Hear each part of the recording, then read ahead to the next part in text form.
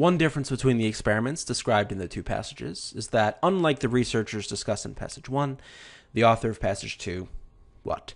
This is one of those dual passage questions where you have to be very careful not to get the order of things mixed up. We need to find the choice that passage 2 did that 1 did not do. So your trap choices could be a choice that both passages did, both authors did, a choice that 1 did and 2 didn't, or a choice that neither of them did. So those three options don't work. We need the one that 2 did that 1 did not. So 2 presented the birds with a problem to solve. Sure, to a certain extent 2 did that, but 1 did that as well, right? 1 put meat in logs and said, okay, here's a plant. Can you figure out how to extract the meat by using the plant in an interesting way? So both of them, in some sense, presented the birds with a problem to solve.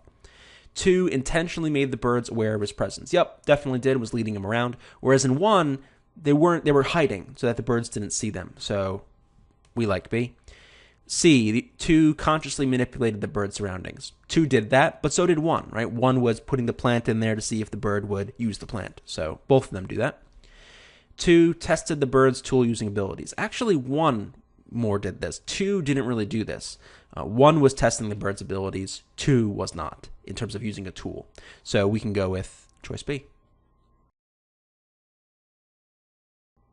This is another one of those dual passage questions, as I mentioned in the first part of this video.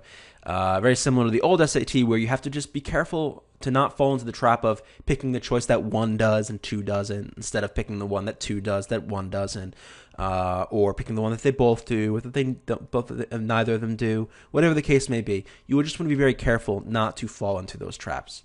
But otherwise, this one wasn't too bad of a question.